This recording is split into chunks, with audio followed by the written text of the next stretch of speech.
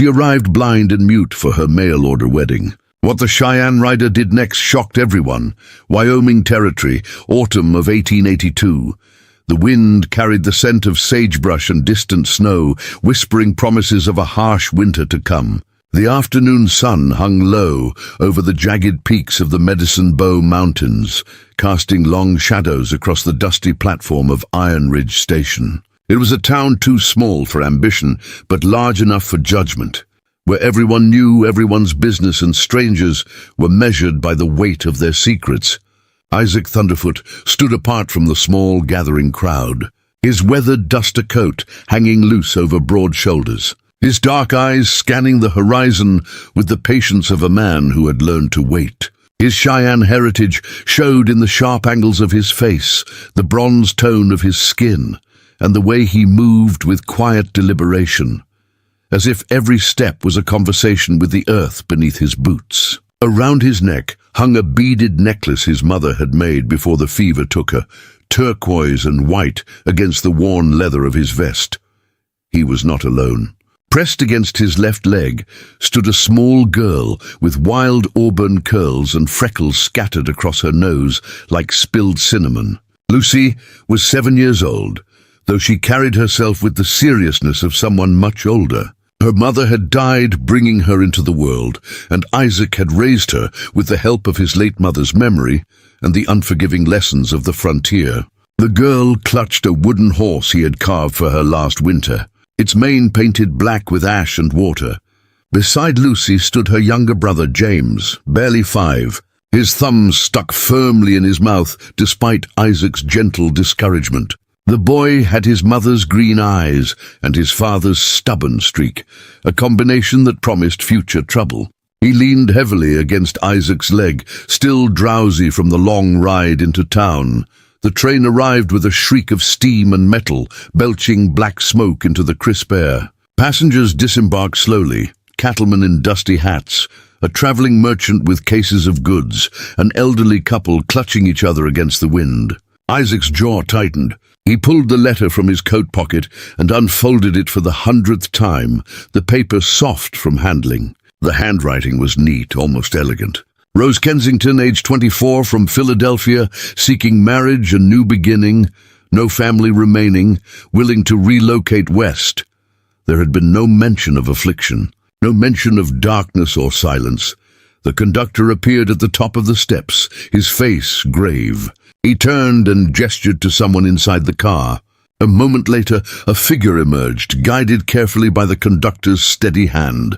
Gasps rippled through the waiting crowd like wind through wheat. She was slender, almost fragile in appearance, dressed in a modest traveling dress of deep burgundy that had seen better days. Her hair was the color of autumn chestnuts, pinned back in a simple bun that revealed the delicate curve of her neck. But it was her eyes that stopped the world. They were a startling shade of blue-gray, beautiful and empty, staring forward without seeing, without focus. In her right hand she clutched a worn carpet bag. Her left hand rested on the conductor's arm, her only connection to a world she could not see. The conductor helped her down the steps with exaggerated care, as if she were made of glass. When her feet touched the platform, she stood perfectly still, her head tilted slightly, as if listening to something only she could hear. The wind tugged at her skirts and loosened a strand of hair that fell across her cheek. She did not move to fix it. Isaac felt Lucy's hand tighten around his fingers. He looked down to find his daughter staring at the woman with wide, curious eyes. "Papa," Lucy whispered, her voice barely audible over the murmur of the crowd. "Is that her? Is that Miss Rose?" Isaac could not answer. His throat had gone dry. He had expected many things, a widow perhaps, someone hardened by loss, someone plain or past her prime. He had not expected this. He had not expected someone who would need him in ways he had never imagined. The conductor scanned the crowd, his eyes landing on Isaac. "Mr. Thunderfoot?" he called out, his voice carrying across the platform. Isaac stepped forward, his boots heavy against the wooden planks. The crowd parted for him, their whispers following like shadows. He could feel their eyes on him, could sense their judgment, their pity, their cruel curiosity. "Let them look," Let them whisper. He had endured worse. He stopped 3 feet from Rose Kensington and removed his hat, an old habit his mother had drilled into him. The woman's head turned slightly at the sound of his approach, but her eyes remained fixed on nothing. "Miss Kensington," he said, his voice low and steady. "I'm Isaac Thunderfoot." She did not respond. Of course she did not. The conductor cleared his throat uncomfortably. "Sir, I should inform you, the lady cannot hear you. She cannot speak either. There was an accident, I was told. Fire. She lost both her sight and her voice." The words hung in the air like an executioner's blade. Round them, the whispers grew louder. Isaac heard fragments of sentences, cruel and casual. "Poor bastard, tricked into marrying a deaf-mute blind woman. What use is a wife who cannot see or speak? Might as well marry a statue. He should send her back on the next train. Save himself the trouble." Isaac's hands curled into fists at his sides, but his face remained impassive. He had learned long ago that anger was a fire that consumed from within. He would not give them the satisfaction. Lucy, however, had no such restraint. She marched forward, her little chin jutting out defiantly. "She's pretty," the girl announced loudly, her voice ringing across the platform. "I think she's the prettiest lady I ever saw." A few people chuckled. Others shook their heads. Rose Kensington's expression did not change, but something flickered across her face, a tightening around her eyes, a slight tremble of her lips. She had heard nothing, but she felt everything. Isaac knelt down beside his daughter. "Lucy, take James and wait by the wagon," he said quietly. "But Papa, now, Lucy." The girl hesitated, then nodded. She took her brother's hand and led him away, glancing back over her shoulder every few steps. Isaac stood and faced Rose again. Slowly, deliberately, he reached out and touched her hand, the one that rested on the conductor's arm. She flinched at the contact, her entire body going rigid. He waited, his touch gentle but firm, letting her understand that he meant no harm. After a moment, her hand relaxed slightly. He lifted her hand from the conductor's arm and placed it on his own. Then he covered her hand with his, a gesture of reassurance, of commitment. He did not know if she understood, but he hoped she could feel the steadiness in his grip, the promise in his touch. The conductor stepped back, relief evident on his face. "Her belongings are in the baggage car. Just the one trunk. I'll have it brought out." Isaac nodded.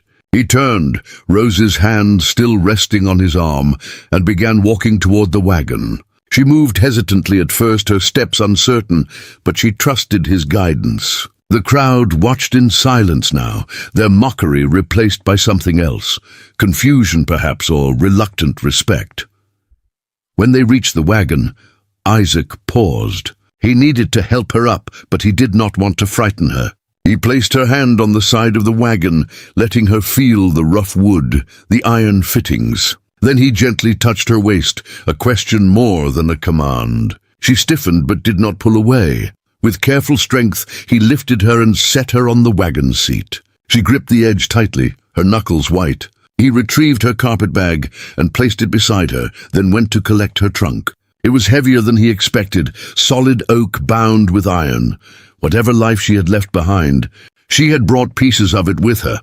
Lucy and James climbed into the back of the wagon, settling among the hay and supplies. Isaac swung himself up onto the seat beside Rose and took the reins. The horses, two sturdy bays named Thunder and Rain, snorted and shifted, eager to be moving. Before he urged them forward, Isaac did something that surprised even himself. He reached over and placed his hand over Rose's where it gripped the wagon seat. Her hand was cold, trembling slightly. He squeezed gently, once, twice, a rhythm that said, "You are safe, you are not alone." Her head turned toward him, and for a brief moment he thought he saw the ghost of a smile touch her lips. Then it was gone, and they were moving, the wagon creaking and swaying as they left Iron Ridge Station behind. The journey to Isaac's ranch took nearly 2 hours, following a winding trail through open grassland and scattered pine groves. The sun dipped lower, painting the sky in shades of amber and crimson. Isaac drove in silence, acutely aware of the woman beside him, the way she held herself so carefully, the way her head turned at every sound. A bird's call, the creak of leather, the whisper of wind through grass. Lucy, unable to contain herself, leaned forward from the back of the wagon. "Miss Rose," she said loudly, then faltered when the woman did not respond. She looked at her father, confused. "She cannot hear you, Lucy," Isaac said quietly. "Then how do we talk to her?" "I don't know yet, but we will find a way." Lucy considered this, then reached forward and gently tugged on Rose's sleeve. The woman turned, her unseeing eyes aimed in Lucy's general direction. The girl smiled, though Rose could not see it, and patted the woman's shoulder. It was a simple gesture, childish and pure, but Rose's expression softened.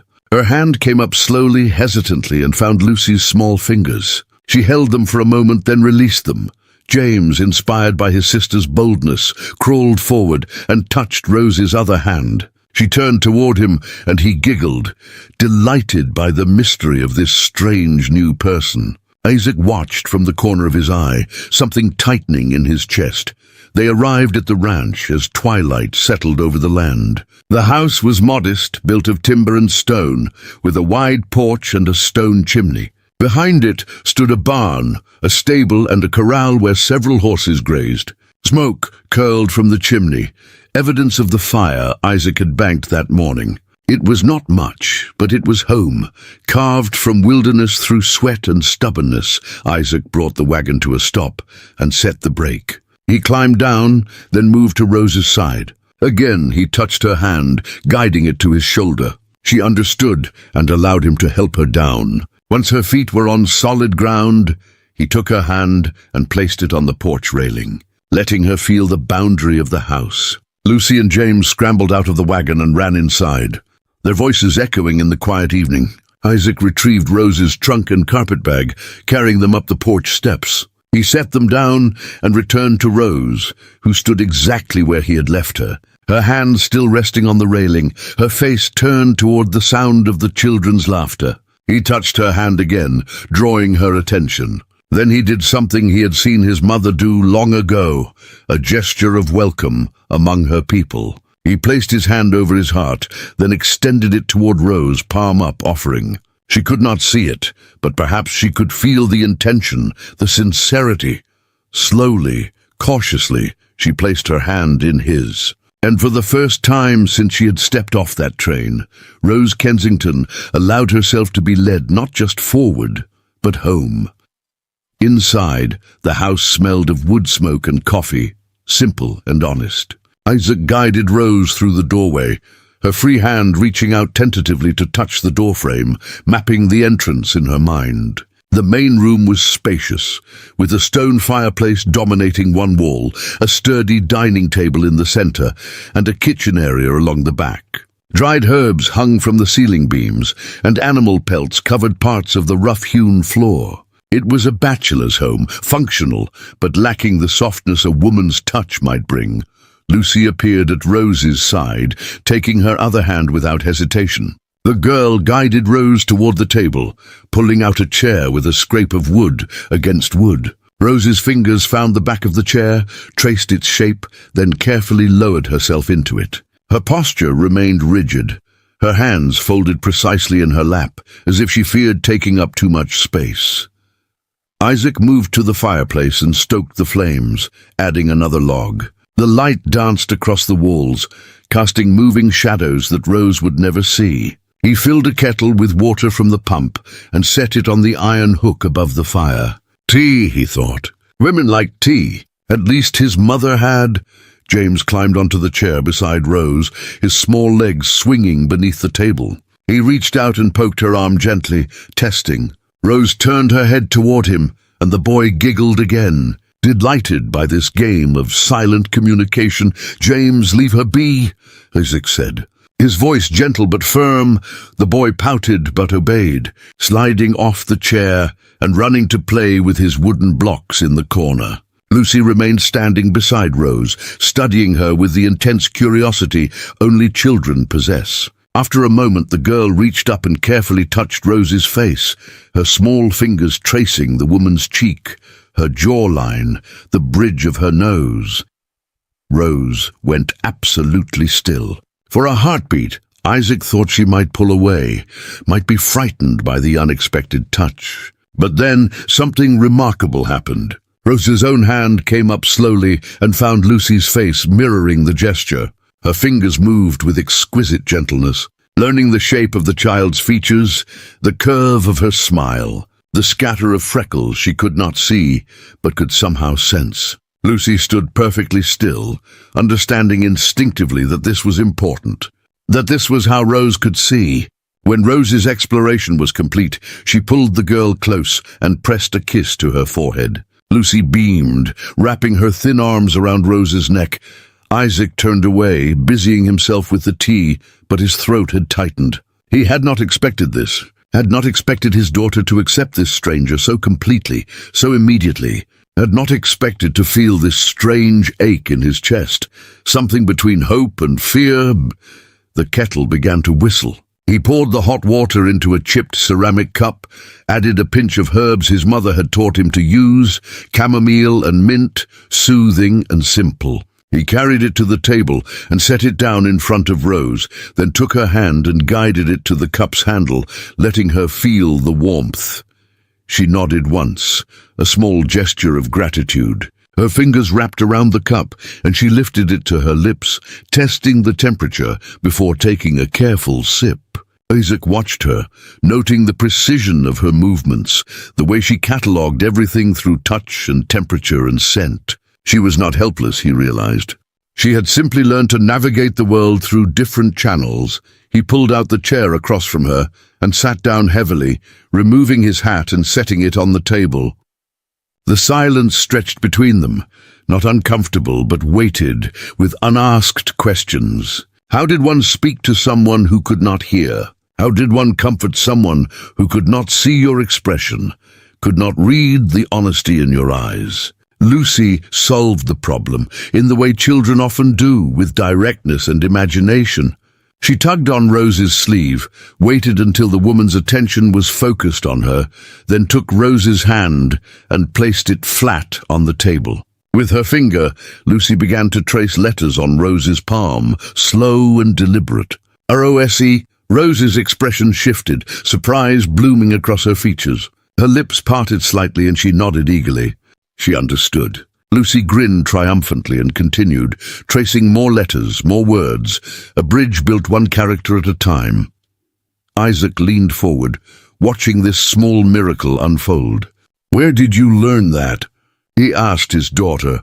"Mrs. Patterson at the school," Lucy said, without looking up from her task. "She showed us how deaf people can talk with their hands and how blind people can read with their fingers.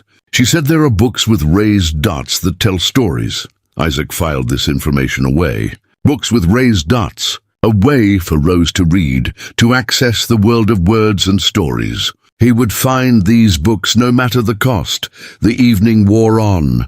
Isaac prepared a simple meal, venison stew with potatoes and carrots, thick slices of bread he had bought from the baker in town that morning. He guided Rose's hand to each item on her plate, showing her the placement, the boundaries of her meal. She ate slowly, methodically, her movements careful to avoid spills or mistakes. After dinner, Isaac showed Rose to the small bedroom he had prepared. It had been his mother's room once, before the fever took her 3 winters past. The bed was narrow but comfortable, covered with quilts his mother had sewn. A small dresser stood against one wall, and a wash basin rested on a stand by the window. It was sparse but clean. He guided Rose to the bed, let her feel the quilts, the pillow, the solid wooden frame. Then he brought her trunk in and set it at the foot of the bed. She stood in the center of the room, her hands clasped in front of her, and for the first time since arriving, she looked lost, vulnerable. Isaac hesitated at the doorway. He wanted to say something, to offer some reassurance, but words felt inadequate. Instead, he stepped back into the room and did something his mother used to do when he was a child and afraid. He took Rose's hand and pressed it over his heart, letting her feel the steady rhythm there, proof of life, proof of presence. Then he placed his hand over hers and tapped twice gently, a promise without words. Rose's lips trembled, and a single tear escaped, rolling down her cheek. She nodded, understanding somehow, and Isaac left her alone with her silence and her darkness. He returned to the main room, where Lucy and James were already curled up on their bedrolls near the fireplace, their preferred sleeping spot, despite having their own small room off the kitchen. Lucy looked up as he entered. "Papa," she whispered, "will Miss Rose stay forever?" Isaac knelt beside his daughter and brushed a curl from her forehead. "I don't know, little one. That depends on many things. I want her to stay," Lucy said firmly. "She's sad, but she's nice, and she needs us." "Maybe we need her too," Isaac said quietly, more to himself than to his daughter. He banked the fire and settled into his own chair, a worn leather seat that had belonged to his father. Sleep would not come easily tonight, he knew. His mind churned with questions, with doubts, with the weight of responsibility he had taken on. He had expected a wife, a partner, someone to help with the children and the endless work of the ranch. Instead, he had someone who would need care, need patience, need a kind of love he was not sure he knew how to give. But he had given his word. He had placed that advertisement in the newspaper, had exchanged letters with Rose Kensington, had promised her a home and a new beginning. The fact that she had kept her afflictions secret, whether from shame or fear or desperate hope, did not change his obligation. Isaac Thunderfoot was many things, but he was not a man who broke his promises. Outside, the wind picked up, rattling the shutters and moaning through the eaves. Somewhere in the distance, a coyote called out, lonely and wild. Isaac closed his eyes and let the sounds of the frontier night wash over him, but sleep remained elusive, held at bay by the image of blue-grey eyes that saw nothing and everything all at once. In her small room, Rose Kensington sat on the edge of the bed, her hands folded in her lap, tears streaming silently down her face. She had not expected kindness, had not expected the gentle touch of a child's hand or the steady strength of a man who did not recoil from her brokenness. She had expected rejection, had braced herself for the inevitable moment when Isaac Thunderfoot would realize his mistake and send her back east on the next train. But he had not. He had taken her hand and led her home. He had let his children touch her, accept her, claim her as their own.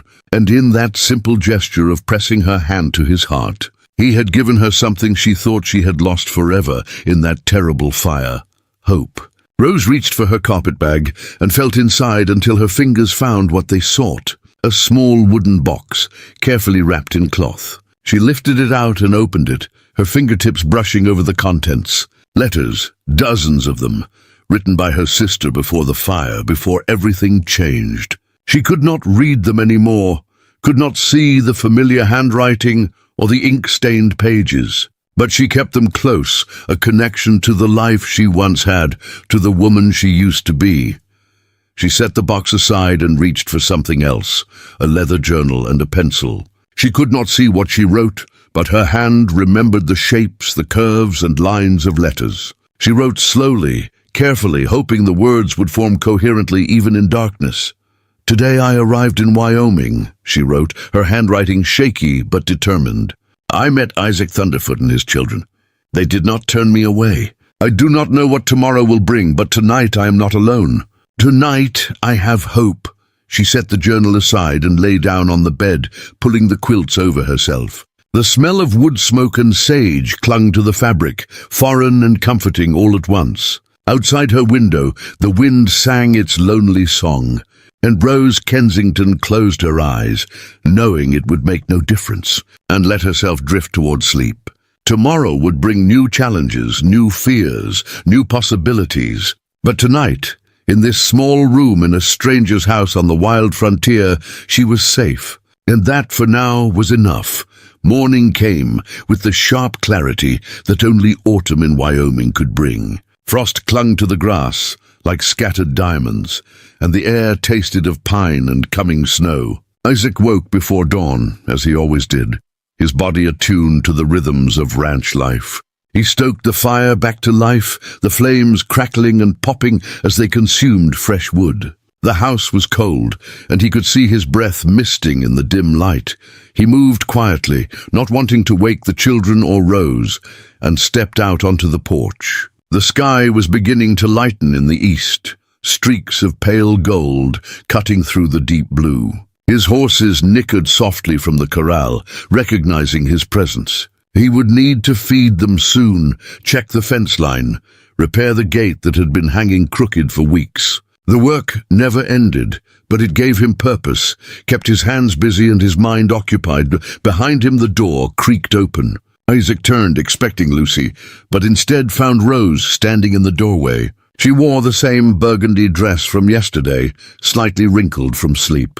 Her hair hung loose around her shoulders, dark and tangled, and her feet were bare despite the cold. She stood perfectly still, her head tilted, as if listening to the world wake up around her. Isaac approached carefully, his boots making deliberate sounds against the wooden planks so she would know he was coming. When he was close enough, he touched her shoulder gently. She turned toward him, and he saw that her face was drawn, exhausted. She had not slept well. He took her hand and led her back inside, closing the door against the cold. He guided her to a chair near the fire and draped a blanket over her shoulders. Then he knelt in front of her and took her hands in his, rubbing them gently to restore warmth. Her fingers were like ice. Rose's expression shifted, confusion giving way to something that might have been gratitude. Isaac stood and went to the kitchen, preparing coffee and heating water for washing. He cut thick slices of bread and set them on a pan to toast near the fire. Simple food, but it would fill their bellies and warm them from the inside. Lucy and James woke to the smell of coffee and toasted bread, their voices breaking the morning quiet. Lucy immediately went to Rose, taking her hand and tracing good morning on her palm. Rose smiled, a genuine expression that transformed her entire face, and pulled the girl close for a brief hug. Breakfast was a quiet affair, punctuated only by the children's chatter and the crackling of the fire. Isaac watched Rose eat, noting how she had already memorized the layout of her plate from last night's lesson. She was adapting, learning the geography of this new life, one touch at a time. After breakfast, Isaac knew he needed to address the practicalities of their situation.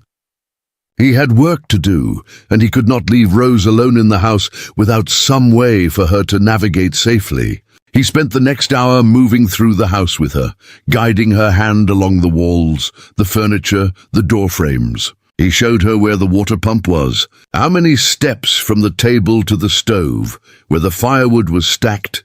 Rose absorbed everything with intense concentration, her fingers memorizing distances and textures. She was methodical, deliberate, turning the house into a map she could carry in her mind.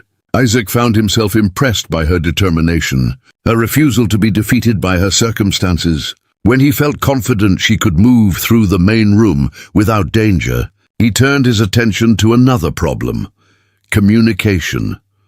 Lucy's method of tracing letters worked, but it was slow and required Rose to remain still.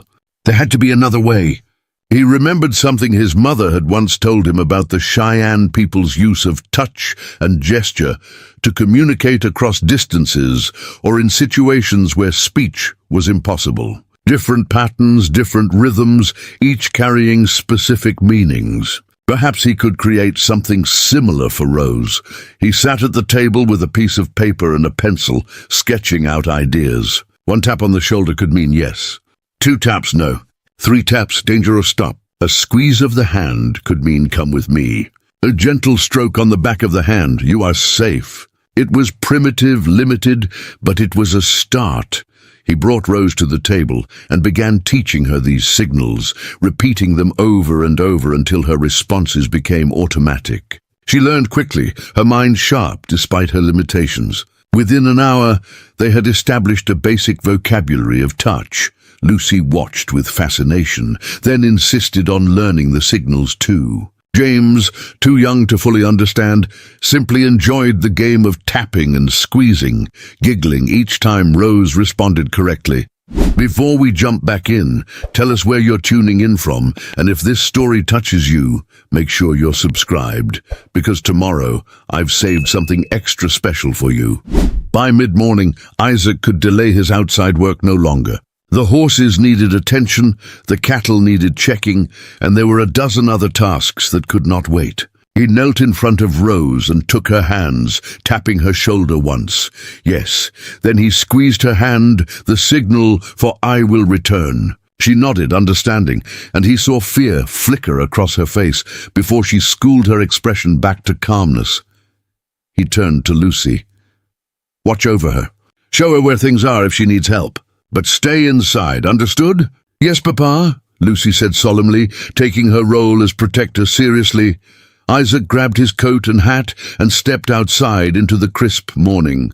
The sun was fully up now, painting the landscape in shades of gold and amber. He headed to the barn first, checking on the horses and distributing feed. Thunder and rain greeted him with soft nickers, and he spent a few minutes brushing them down, the repetitive motion soothing his churning thoughts. He was mucking out stalls when he heard the sound of an approaching horse. Isaac straightened, his hand instinctively moving to the rifle mounted near the barn door. Visitors were rare out here, and unannounced visitors were often trouble. The rider that appeared was Marshal Vernon Hayes, a grizzled man in his 50s with a thick grey beard and eyes that missed nothing. He rode a big roan gelding and wore a tin star pinned to his vest. Isaac relaxed slightly but remained wary. The marshal was fair but hard, and his presence usually meant complications. "Thunderfoot," Hayes called out, reining in his horse. "Heard you took delivery of a mail-order bride yesterday. Whole town's talking about it." Isaac set down his pitchfork and wiped his hands on his pants. "News travels fast. Always does," Hayes said, dismounting with a grunt. "Especially when it's unusual. Blind and mute, they're saying." "That true?" "It is." Hayes studied him for a long moment. "You know what you're taking on? Woman like that needs constant care. You've got 2 kids and a ranch to run. How are you planning to manage?" Isaac's jaw tightened. "I manage what I need to manage. She's here and she's staying." "Didn't say she shouldn't stay," Hayes said, raising his hands in a placating gesture. "Just want to make sure you thought it through. There's talk, Isaac, people saying she tricked you, that she should be sent back.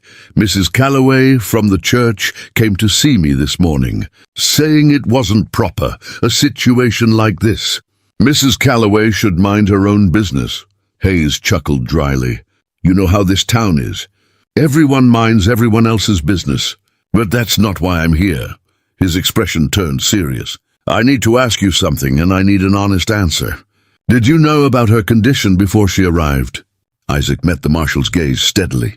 "No, the letters made no mention of it." "So she deceived you?" "She had her reasons, I expect." Hayes rubbed his beard thoughtfully. "You'd have legal grounds to annul the arrangement. Send her back east, get your money refunded. No one would blame you. I'm not sending her back."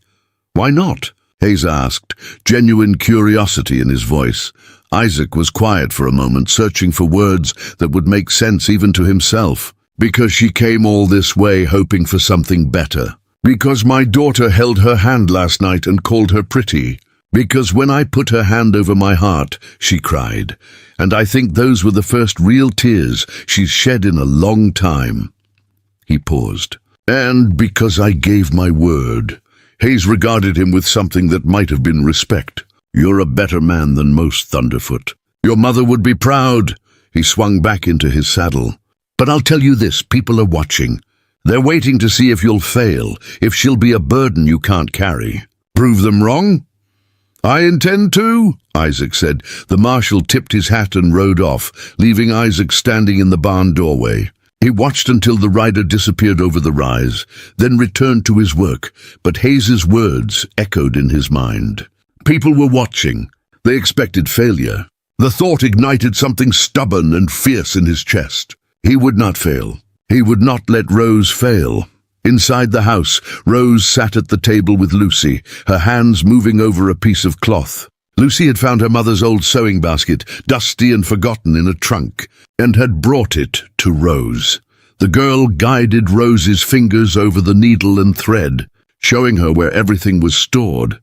Rose's hands trembled as she threaded the needle by touch alone, but she managed it after several attempts. Lucy clapped silently, not wanting to startle her, then placed a torn shirt in Rose's hands. It was James's favorite, ripped at the shoulder from climbing trees. Rose examined the tear carefully, her fingers mapping the damage, then began to stitch. Her movements were slow but precise, each stitch even and tight. She had done this before, in another life, when she could see the fabric and the thread. Now she relied on memory and touch, and though it took longer, the result was just as good. When she finished, she held the shirt up and Lucy took it, examining the repair with critical eyes. "It's perfect!" Lucy exclaimed, then remembered and quickly traced the words on Rose's palm. Rose smiled, a flush of pride coloring her cheeks. She had accomplished something useful, had contributed rather than simply existed. It was a small victory, but it mattered. James, who had been playing with his blocks, suddenly appeared at Rose's side. He held up his wooden horse, the one Isaac had carved, and placed it in her hands. Rose examined it carefully, her fingers tracing the carved mane, the legs, the smooth body. She smiled and handed it back, but James pushed it back into her hands, insistent. "He wants you to keep it," Lucy explained, tracing the words carefully. "It's his favorite, but he wants you to have it." Rose's eyes filled with tears. She pulled James onto her lap and held him close, the wooden horse clutched between them. The boy nestled against her, content and trusting, and Lucy came to stand beside them, resting her head on Rose's shoulder. For a moment, they were simply a picture of quiet connection, three people finding comfort in each other's presence. Outside, Isaac returned from the fields, his shoulders aching from hours of labor. He stomped the mud from his boots on the porch and pushed open the door, expecting to find chaos or tears or some crisis that needed solving. Instead, he found Rose sitting by the fire with both children curled against her, James asleep in her lap, and Lucy drowsing on her shoulder. Rose herself had her eyes closed, her expression peaceful. Something shifted in Isaac's chest, a wall crumbling that he had built brick by brick over years of loss and loneliness. This woman, who could not see his children's faces or hear their laughter, had somehow become exactly what they needed. And perhaps, he thought with surprise, exactly what he needed too. He moved quietly across the room and knelt beside them. He placed his hand on Rose's, the signal for "I am here." Her eyes opened, those blue-gray eyes that saw nothing and everything, and she turned her face toward him. He squeezed her hand gently, then carefully lifted James from her lap and carried the boy to his bedroll. Lucy followed sleepily, and Isaac tucked them both in, pulling quilts up to their chins. When he returned to the main room, Rose was standing by the fire, her hands folded in front of her. Isaac approached and stood beside her, close enough that she could feel his presence. He wanted to say something, to thank her or reassure her or simply acknowledge what was happening between them. But words felt inadequate, clumsy. Instead, he took her hand and placed it over his heart again, that gesture that had become their private language. Then he took her other hand and placed it on his cheek, letting her feel the rough stubble, the warmth of his skin, the realness of him. Her fingers trembled against his face, exploring cautiously, learning the shape of his jaw, his cheekbones, the scar above his left eyebrow from a childhood fall. When her exploration was complete, she did something that surprised him. She took his hand and placed it on her own cheek, an invitation, a permission. Isaac's rough, calloused hand cupped her face gently, his thumb brushing away a tear that had escaped. They stood like that for a long moment, two people learning to see each other in the dark. Finally, Isaac stepped back and tapped her shoulder once. Yes. Yes to whatever was beginning between them. Yes to the possibility of something more than convenience or obligation. Rose nodded, understanding, and a small smile touched her lips. That night, as Isaac lay in his chair trying to sleep, he realized that everything had changed. Rose Kensington had arrived as a stranger, a problem to be solved, a responsibility to be managed. But in less than 2 days, she had become something else entirely. She had become someone he wanted to protect, someone he wanted to know, someone who made his house feel like a home again. And that terrified him more than anything the frontier had ever thrown his way. The third day dawned grey and heavy, with the promise of rain. Dark clouds gathered over the mountains, and the wind carried the sharp scent of approaching storms. Isaac stood at the window, watching the sky with the practiced eye of a man who had learned to read weather like other men read books. They had maybe 4 hours before the deluge hit, perhaps less. He turned to find Rose already awake, sitting at the table with her hands wrapped around a cup of coffee he had prepared. She had learned the layout of the kitchen well enough to pour her own water now, though she still moved with careful deliberation. Her hair was braided today, neat and practical, and he wondered if Lucy had helped her, or if she had managed it herself. The children were still sleeping, exhausted from yesterday's activities. Isaac approached Rose quietly and tapped her shoulder 3 times, the signal for danger or urgency. She tensed immediately, setting down her cup. He took her hand and led her to the window, pressing her palm against the glass so she could feel the temperature drop. The vibration of wind against the panes. Then he guided her hand to his chest and tapped out a rhythm, slow and steady at first, then faster, harder, mimicking the pattern of rain. Rose's brow furrowed in concentration, then understanding dawned across her face. "Storm coming." She nodded and squeezed his hand, acknowledging the warning. Isaac knew what needed to be done. The animals had to be secured, the loose equipment brought into the barn, the shutters fastened. He had maybe 3 hours of hard work ahead, and he could not afford to waste time. He squeezed Rose's hand twice, the signal for stay here, then pulled on his heavy coat and headed outside. The wind had picked up considerably, whipping across the open grassland and bending the trees near the creek. Thunder rumbled in the distance, still miles away but approaching fast. Isaac worked with fierce efficiency, driving the cattle into the near pasture where they would have some shelter, checking that the barn doors were secure, moving tools and equipment under cover. He was halfway through his tasks when he heard Lucy's voice calling from the house, high and frightened. Isaac dropped the rope he was coiling and ran toward the porch. Lucy stood in the doorway, her face pale. "Papa, it's James. He's gone." Isaac's blood turned to ice. "What do you mean, gone?" "He was here when I woke up playing with his blocks, and then I went to get dressed, and when I came back he wasn't here. I looked everywhere." Tears streamed down Lucy's face. Isaac pushed past her into the house. "Rose, where is Rose?" "Oh, she's looking in the bedrooms," Lucy said, her voice breaking. Isaac's mind raced. James was 5 years old, curious and fearless, a dangerous combination. The boy loved to explore, loved to wander, and had no real sense of danger. And now a storm was coming, a bad one, the kind that could kill a grown man caught unprepared, let alone a small child. Rose emerged from the back of the house, her face stricken. She shook her head, and Isaac understood. Not there. He forced himself to think clearly. When had James disappeared? How long had he been gone? 10 minutes? 20? An hour? He grabbed Lucy by the shoulders. "Think carefully. Did James say anything this morning? Did he mention wanting to go anywhere?" Lucy wiped her eyes, trying to remember. "He was talking about the creek. He said he wanted to catch a fish for Miss Rose. He said he wanted to make her smile. The creek. Of course."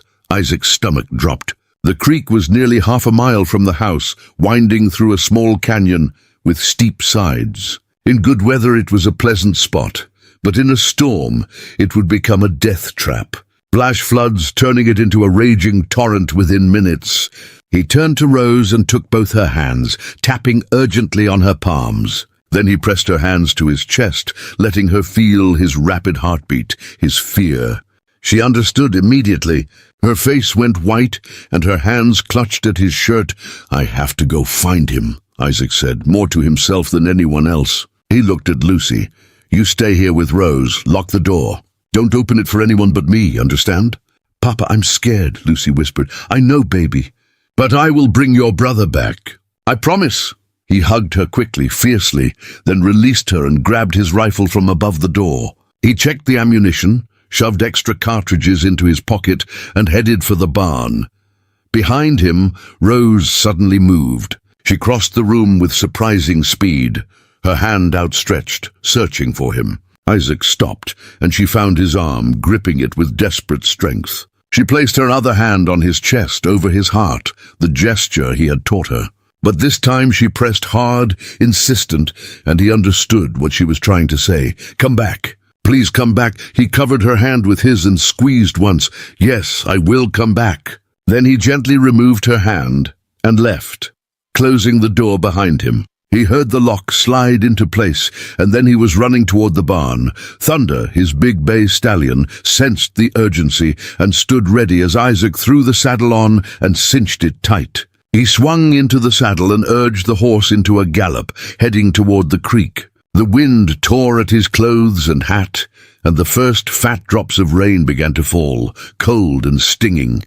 The landscape blurred past him as Thunder's hooves pounded the earth. Isaac scanned the terrain desperately, looking for any sign of movement, any flash of color that might be James's blue shirt. Nothing. The creek was ahead, and he could hear it already. The sound of rushing water, louder than it should be. The storm was feeding tributaries upstream, and the water was rising fast. He reached the creek bank and dismounted, leaving Thunder ground-tied. The water was already muddy and swift, far higher than normal. Isaac's heart hammered in his chest as he moved along the bank, calling James's name, even though he knew it was futile against the wind and water. Then he saw it, a small figure clinging to a boulder in the middle of the creek. 20 yards downstream, James. The boy was soaked, shivering, his face white with terror. The water surged around the boulder, and Isaac could see it rising inch by inch. In minutes, it would overwhelm the rock and James would be swept away.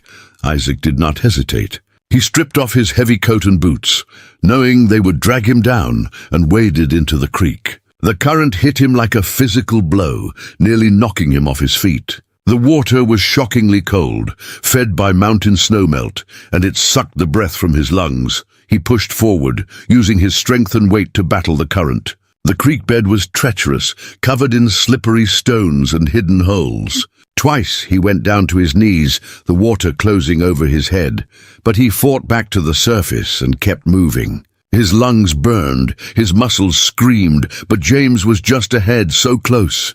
The boy saw him coming and reached out, his small hand grasping desperately.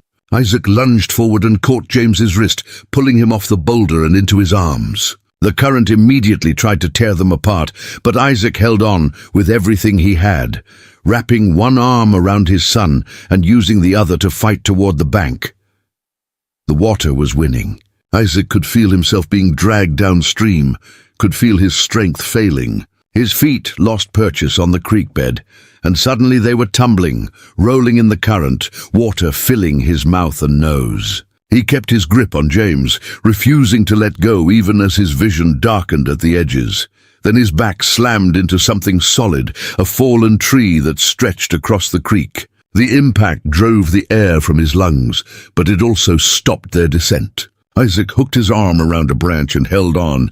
James clutched against his chest. The boy was coughing, choking on water, but he was alive. With the last of his strength, Isaac pulled them hand over hand along the tree toward the bank. His arms felt like lead, his fingers numb and barely responsive. But he moved, one agonizing inch at a time, until finally his feet found the muddy bank and he dragged them both out of the water. He collapsed on the grass, James sprawled across his chest, both of them gasping and shaking. Rain poured down now, a solid curtain of water that soaked them further, but Isaac barely noticed. He held his son, feeling the boy's heartbeat, his breath, proof that they had survived. "Papa," James choked out, his voice tiny and terrified. I'm sorry, shh," Isaac managed, his own voice raw. "You're safe now. That's all that matters." They lay there for several minutes recovering until Isaac's strength began to return. He sat up slowly, every muscle protesting, and checked James for injuries. The boy was bruised and scraped, but nothing seemed broken. Isaac pulled off his wet shirt and wrapped it around James, trying to provide some warmth. then lifted the boy and staggered toward where Thunder waited. The ride back to the ranch was a blur of rain and wind and exhaustion. Isaac held James in front of him, both arms wrapped around his son, letting Thunder find his own way home. By the time they reached the house, the storm was in full fury, lightning splitting the sky and thunder shaking the ground. Lucy must have been watching because the door flew open before Isaac could dismount. Rose stood behind her, her face a mask of anguish and hope. Isaac slid from the saddle, his legs barely holding him, and carried James inside. "He's alive," Isaac said hoarsely. "He's all right." Lucy burst into tears and threw her arms around her brother. Rose's hands flew to her mouth, and she sank to her knees, her shoulders shaking with silent sobs. Isaac set James down gently, and the boy immediately ran to Rose, burying his face in her lap. She wrapped her arms around him, rocking him back and forth, her tears falling into his wet hair. Isaac stood dripping on the floor, watching this scene, and felt something break open inside him. This woman, who could not see or hear or speak, loved his children as if they were her own. She had waited in darkness and silence, not knowing if James was alive or dead, not knowing if Isaac would return, and her grief and relief were as real as any mother's. Lucy appeared at his side with blankets, and he wrapped one around James and Rose together. Then Lucy draped another over Isaac's shoulders, and he sank into a chair, suddenly aware of how close they had all come to tragedy. The storm raged outside for hours, but inside the small house there was warmth and light and the quiet comfort of survival. Rose moved through the house with new confidence, heating water for washing, finding dry clothes for James, preparing hot soup that filled the air with savory steam. She moved as if she could see, as if she had always been part of this family. That evening, after the children were asleep and the storm had passed, leaving the world washed clean and glistening, Isaac sat by the fire with Rose. She had changed into a simple cotton dress, her hair loose and drying in the warmth. He had changed as well, his body still aching from the ordeal, but his spirit somehow lighter. He took her hand and placed it over his heart, that gesture that had become their most intimate language. Then he did something new. He took her hand and pressed it to his lips, a kiss that said thank you, that said you matter, that said I see you. Rose's breath caught, and she leaned toward him, her free hand reaching up to find his face. Her fingers traced his features with exquisite gentleness, learning him, claiming him. When her exploration reached his lips, Isaac kissed her fingertips one by one, each kiss a promise. They sat together in the firelight, not speaking because no words were needed, not moving apart because proximity had become essential. Outside, the stars emerged from behind the departing clouds, brilliant and infinite. Inside, two broken people discovered that sometimes the greatest strength comes not from standing alone, but from learning to lean on someone else. And in that moment, Isaac Thunderfoot understood that he was not saving Rose Kensington. She was saving him. 2 weeks had passed since the storm, and autumn had fully claimed the land. The cottonwoods along the creek turned brilliant gold, and the air grew sharp with the promise of winter. Life on the ranch had settled into a rhythm that surprised Isaac with its naturalness. Rose had become woven into the fabric of their days so seamlessly that he could barely remember what the house had felt like before her arrival. She woke before dawn now, moving through the darkness that was her constant companion with increasing confidence. Isaac would find her in the kitchen, coffee already brewing, bread dough rising in a bowl she had mixed by touch and memory. She had learned to cook on the iron stove, her hands hovering above the surface to gauge heat, her fingers testing the doneness of food with practiced precision. The children adored her. Lucy followed Rose everywhere, learning to braid hair and mend clothes and make the simple medicines Rose remembered from her life before the fire. James had taken to sleeping with his hands stretched out toward Rose's room, as if maintaining that physical connection even in sleep. When he had nightmares about the creek, it was Rose who came to him, her presence somehow more comforting than words could ever be. But the town had not softened. If anything, the gossip had grown more vicious, more pointed. Isaac heard it every time he went to Iron Ridge for supplies. The whispers followed him through the general store. The sidelong glances tracked him at the blacksmith's forge. People spoke loud enough for him to hear, intending their cruelty to land. Heard he keeps her locked up like a prisoner. What else can you do with a woman like that? And my cousin said she saw them at the window. He has to do everything for her, dress her probably. It's shameful. Those poor children, growing up thinking that's what a proper wife looks like. Mark my words, this will end badly. Isaac bore it in silence, his jaw tight and his hands clenched. He bought his supplies, loaded his wagon, and left without engaging. But each comment was a stone added to a growing wall of resentment, and he knew something would eventually force a reckoning. That reckoning came on a cold Saturday morning when Isaac brought Rose and the children to town.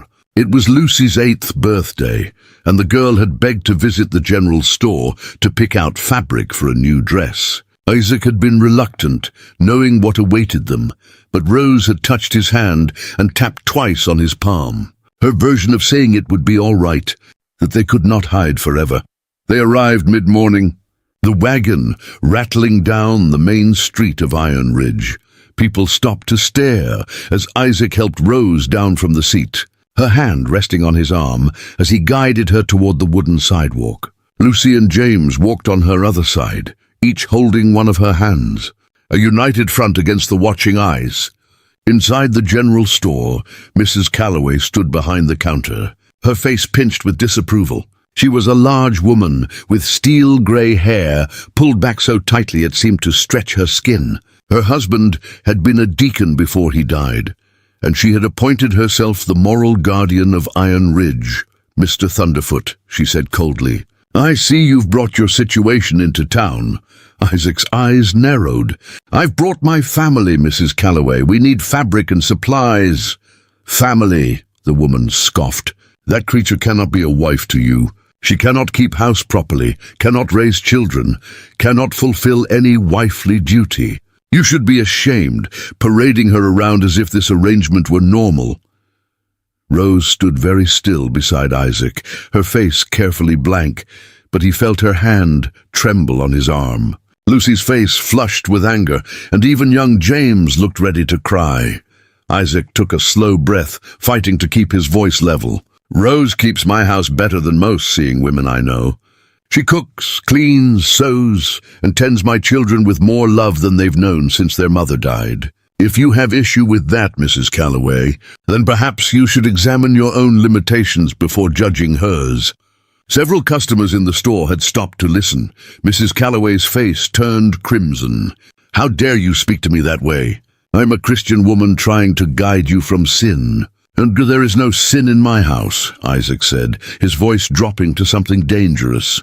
"Only love and hard work and people trying their best. That's more than I can say for some." Mrs. Calloway stepped out from behind the counter, her bulk imposing. "That woman is an abomination, a burden, a curse on this community. You should send her back where she came from before she brings ruin to those innocent children." The words hung in the air like poison. Isaac felt Rose's hand slip from his arm, felt her take a step backward, as if she had been physically struck. He turned to look at her and saw tears streaming silently down her face, her shoulders shaking with suppressed sobs. She was trying to be strong, trying not to break, but the cruelty had finally found its mark. Something snapped inside Isaac. He turned back to Mrs. Calloway, and his voice, when he spoke, carried the full weight of his heritage. The proud Cheyenne blood that ran through his veins, and the Irish fire his father had passed down. "You want to speak of abominations," he said quietly. "Let me tell you about abomination. Abomination is a woman who calls herself Christian, while spewing hatred at someone who cannot defend herself. Abomination is a town that judges a person by their afflictions rather than their character. Abomination is standing by while cruelty masquerades as righteousness." He took a step toward Mrs. Calloway, and the woman actually backed away. Rose Kensington came to this territory seeking a better life. She came with courage, knowing she would face exactly this kind of viciousness. and she has met every challenge with grace and strength that you could never comprehend." His voice rose, filling the store. "She cannot see, but she sees my children's needs before they voice them. She cannot hear, but she listens with her whole being. She cannot speak, but her kindness says more than all your righteous words ever could." Mrs. Calloway's mouth opened and closed soundlessly. Other customers watched with wide eyes, some nodding slowly, others looking uncomfortable. Isaac was not finished. "You call her a burden? Let me tell you what burden is. Burden is carrying hatred in your heart until it poisons everything around you. Burden is living so small and mean that you cannot recognize beauty when it stands right in front of you." He paused, his chest heaving. "Rose is not my burden. She is my blessing. And if you or anyone else in this town cannot see that, then you are the ones afflicted, blind and deaf to anything that matters." Preparing and narrating this story took us a lot of time, so if you are enjoying it, subscribe to our channel. It means a lot to us now. Back to the story. The silence that followed was absolute. Even the wind seemed to hold its breath. Then from the back of the store, someone began to clap. Slowly at first, then joined by another and another. Not everyone, but enough. A weathered rancher with kind eyes, a young mother with a baby on her hip. The telegraph operator Isaac had seen at the train station that first day. Mrs. Calloway looked around wildly, her authority crumbling. "This is outrageous! I will not stand here and be insulted." "Then leave," said a voice from the doorway. Marshal Hayes stood there, his arms crossed, his expression stern. "You've said enough, Eunice." "More than enough," the woman sputtered, grabbed her shawl, and stormed out of the store, slamming the door behind her. The remaining customers went back to their business, though several nodded at Isaac as they passed. Small gestures of respect or perhaps apology. Isaac turned back to Rose, who still stood frozen, tears streaming down her face. He approached her slowly and took both her hands in his. Then he did something he had never done in public, something that would set tongues wagging for months. He pulled her close and wrapped his arms around her, holding her as she shook with silent crying. Lucy and James pressed against them, creating a circle of protection and love. They stood like that for a long moment, a family united against the world's cruelty, and Isaac felt Rose's arms come up hesitantly to return his embrace. Her hands clutched at his back, holding on as if he were the only solid thing in a world of chaos. The store owner, Mr. Patterson, cleared his throat awkwardly. "I'll just set aside some fabric for Miss Lucy," he said quietly. "You folks take your time." Eventually Rose's crying subsided. Isaac pulled back just enough to look at her face, though she could not see his expression. He took her hand and pressed it over his heart, that gesture that meant so much between them. Then he tapped on her palm, one firm tap. "Yes, yes, you belong here. Yes, you are wanted. Yes, I choose you." Rose's lips trembled and she nodded, understanding. She wiped her tears with shaking hands, and Lucy immediately produced a handkerchief, helping her clean her face. James hugged her leg fiercely, and she rested her hand on his head, drawing strength from the children's unconditional love. They completed their shopping in relative peace, though Isaac noticed several women watching Rose with new expressions, not quite friendly, but no longer hostile. Curiosity perhaps, or grudging respect. Mr. Patterson was especially kind, describing fabrics to Rose by touch, letting her feel the different textures before Lucy chose a beautiful blue cotton that reminded Isaac of clear summer skies. As they loaded the wagon outside, Marshal Hayes approached. "That was quite a speech," he said to Isaac. "It needed saying." Hayes nodded. "It did, and for what it's worth, you're right. I've been watching, and I've seen how she is with those kids. How she's changed things at your place." He paused. "You planning to make this official? Actually marry her?" Isaac glanced at Rose, who was settling into the wagon seat with Lucy's help. "I am," he said, surprising himself with how easily the words came. "Soon as I can arrange it." "Good," Hayes said. "Because like it or not, you've just declared yourself to this whole town. They'll be watching closer than ever now." "Let them watch," Isaac said.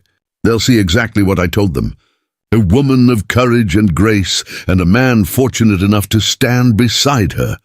The ride home was quiet but not uncomfortable. Rose sat close to Isaac on the wagon seat, their shoulders touching, her hand occasionally reaching out to rest on his arm, as if reassuring herself he was still there. The children dozed in the back, exhausted by the emotional toll of the morning. When they reached the ranch, Isaac helped everyone down, then found himself alone with Rose on the porch as the children ran inside to play. He turned to her and took her hands, squeezing gently to get her attention. She faced him, her unseeing eyes aimed somewhere near his chin. Isaac reached into his pocket and pulled out something he had been carrying for days, waiting for the right moment. It was a ring, simple silver with a small turquoise stone, Cheyenne made by a craftsman his mother had known. He had bought it the day after James's rescue, knowing even then what his heart had decided. He took Rose's left hand and slipped the ring onto her finger. It fit perfectly. She froze, her breath catching, her free hand flying to her throat. Isaac guided her hand to the ring, letting her feel it, understand what it meant. Then he placed both her hands on his face and leaned forward, pressing his forehead to hers, a gesture his mother had taught him meant sacred bond, meant two spirits choosing to walk the same path. Rose's breath came in short gasps, and tears leaked from beneath her closed eyelids, but these were different tears. These were tears of joy. When he pulled back, Rose did something remarkable. She opened her mouth, and though no sound emerged, her lips formed a single word. Isaac could read it as clearly as if she had spoken aloud. Yes, he kissed her then, soft and careful, a promise sealed between them. Rose kissed him back, her hands in his hair, and for that moment, the world consisted only of two people who had found each other against impossible odds. When they finally parted, Isaac tapped her palm 3 times rapidly. Then once slowly, a new signal he invented on the spot. He did not know if she would understand, but he tried anyway. "I love you." Rose's face transformed, radiant with understanding and reciprocated feeling. She tapped his palm back, 3 rapid, 1 slow. And Isaac knew that somehow, in their shared language of touch and presence, she had just told him the same. They stood together on the porch as the sun set over the mountains, casting long shadows across the land. Inside, the children played, their laughter floating out through the open door. And in the growing darkness, 2 people who could not speak in conventional ways had just said everything that mattered. Tomorrow would bring new challenges. The town would continue to judge. Winter would come with its hardships, and there would be struggles they could not yet imagine. But tonight, Isaac Thunderfoot and Rose Kensington had chosen each other, completely and without reservation. And that choice would change everything. That evening, Isaac prepared a special dinner to celebrate, though he told no one what they were celebrating. He roasted a chicken he had been saving, added potatoes and carrots from the root cellar, and even opened a jar of preserved peaches his mother had made years ago. The children sensed something different in the air, something happy and anticipatory, and they chatted excitedly as they set the table. Rose moved through the kitchen with Isaac, her hand occasionally brushing his arm as they worked side by side. She had become adept at finding him in any room, as if she had developed some 6th sense for his presence. When she reached for the salt, and he handed it to her at the exact moment she needed it, their fingers touched and lingered, neither pulling away. During dinner, Lucy noticed the ring on Rose's finger. The girl gasped and grabbed Rose's hand, examining the silver band with wide eyes. Papa, look! Miss Rose has a ring." James leaned over to see, his mouth full of potatoes. He swallowed hard and asked, "Does that mean she's staying forever?" Isaac looked at Rose, who sat with her head tilted toward the children's voices, a soft smile on her lips. He tapped her hand once, yes. Then he turned to his children. "It means," he said carefully, "that I've asked Rose to be my wife, to be your mother if she'll have you." He paused. "And if you'll have her." Lucy squealed and launched herself at Rose, nearly knocking her chair over. James was right behind, and suddenly Rose was engulfed in small arms and excited voices. She laughed, a soundless exhale of pure joy, and wrapped her arms around both children, Holding them tight, Isaac watched his family, this patchwork creation of loss and hope and unexpected love, and felt a peace he had not known in years. His first wife, Sarah, had been a good woman, kind and gentle, but their marriage had been arranged by families, practical rather than passionate. He had cared for her, mourned her deeply, but what he felt for Rose was different, fierce and consuming and chosen. After the children were finally settled in bed, too excited to sleep but exhausted enough to try, Isaac and Rose sat together by the fire. He had pulled his chair close to hers, and she had turned toward him, her hand resting on his knee. The fire crackled and popped, sending shadows dancing across the walls. Isaac knew he needed to tell her something he had been carrying since the day she arrived. He took her hand and pressed it to his chest, over his heart, and began tapping out a rhythm, slow and deliberate. He had been teaching her more complex patterns, ways to communicate full thoughts rather than simple signals. He tapped, "You are beautiful." Rose's breath caught, and her free hand came up to touch his face, questioning as if asking, "Are you certain? Do you truly see me?" Isaac took her exploring hand and kissed the palm, then tapped again, inside and outside, beautiful. Tears welled in Rose's eyes. She leaned forward until her forehead rested against his, and they sat like that for a long moment, breathing together, existing in the same space. Then Rose pulled back slightly and began tapping on his chest, hesitant at first, then more confident. She tapped, scared, not, good, enough. Isaac's heart clenched. He took both her hands and held them firmly, then tapped with conviction. "You are everything." Rose shook her head, not in denial, but in wonder, as if she could not quite believe this was real, that she was wanted, that she had found a place to belong. Isaac understood that feeling, had felt it himself when his Cheyenne mother married his Irish father and brought him into a world that often rejected those who straddled two cultures. He stood and gently pulled Rose to her feet. Then he did something he had not done since his mother died. He began to move in the pattern of a traditional Cheyenne dance, a slow, ceremonial movement his mother had taught him as a boy. He guided Rose's hands to his shoulders and placed his hands on her waist, then moved her with him, step by careful step. Rose followed his lead, trusting his guidance completely. They moved together in the firelight, not quite dancing, but not quite walking, something in between, something uniquely theirs. Isaac hummed softly, a melody his mother used to sing, and though Rose could not hear it, perhaps she felt the vibration in his chest as they moved closer. When the movement ended, they stood holding each other, swaying slightly. Rose's head rested against Isaac's chest, and his chin rested on top of her head. It was intimate and innocent all at once, a preview of the life they would build together.